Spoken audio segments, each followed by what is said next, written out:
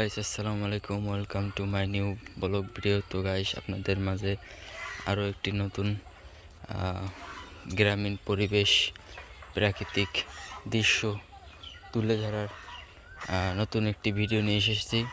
এই যে দেখতে পাচ্ছেন, যে রাস্তাটা কালকেই নতুন করা হয়েছে। তো আজকে অনেক বৃষ্টি হয়েছে দুপুরে।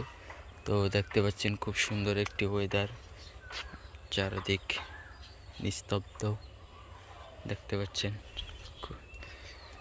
রাস্তাটার দুপাশে অনেকগুলো গাছ লাগানো আছে। তো দোনো পাশে অনেক ক্ষেত আছে।